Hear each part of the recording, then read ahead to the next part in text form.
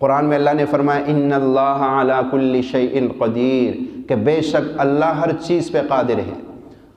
اب تمہاری کوئی پریشانی ہو، کوئی مشکل ہو جو حل نہ ہو رہی ہو، قرضوں نے تمہیں پریشان کر دیا، بیماریوں نے تمہیں پریشان کر دیا، گھر کے لڑائی جھگڑوں نے تمہیں پریشان کر دیا، بے روزگاری نے تمہیں پریشان کر دیا،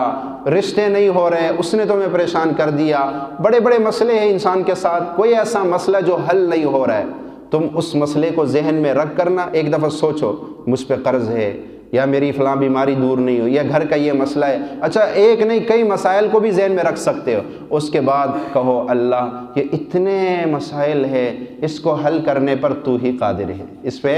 ان اللہ علی کل شیء قدیر، کیونکہ تو ہی قادر ہے ہر مسئلے کو حل کرنے پر۔ اللہ قرض اتارنے پہ آئے تو کوئی مشکل نہیں ہے، اللہ گھر کی لڑائی جھگڑے ختم کرنے پہ آئے تو کوئی مشکل نہیں، وہ قادر ہے، وہ کر سکتا ہے۔ پھر سارا دن اس آیت کو پڑھو، ان اللہ علی کل شیء قدیر، ان اللہ علی کل شیء قدیر، ان اللہ علی کل شیء قدیر، سارا دن پڑھو، اپنے مسئلے کا ذہن میں تصور کر کے میرا مسئلہ جتنا بھی بڑا ہو پر اللہ کی قدرت سے بڑھ نہیں سکتا،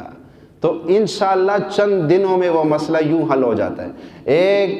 ایک خاتون کا میں پڑھ رہا تھا کسی کی کتاب میں، وہ کہنے لگی کہ مجھے غلاف کعبہ کی ضرورت تھی، کہ مجھے کہیں سے میں نے سنا تھا غلاف کعبہ جس گھر میں ہو اس کی بڑی برکتیں ہوتی ہیں،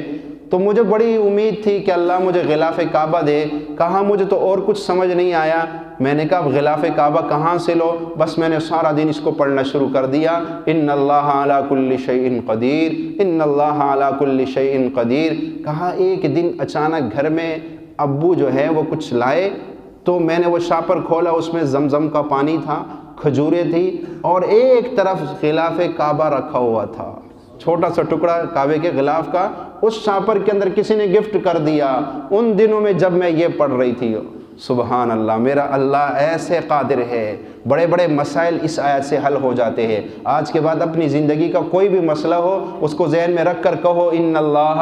علی کل شیء قدیر، پھر دیکھو تمہارے بڑے بڑے مسائل اللہ اس آیت کی برکت سے حل کر دے گا۔ اللہ ان باتوں پہ ہم سب کو عمل کی توفیق عطا فرمائے۔ وآخر دعوانا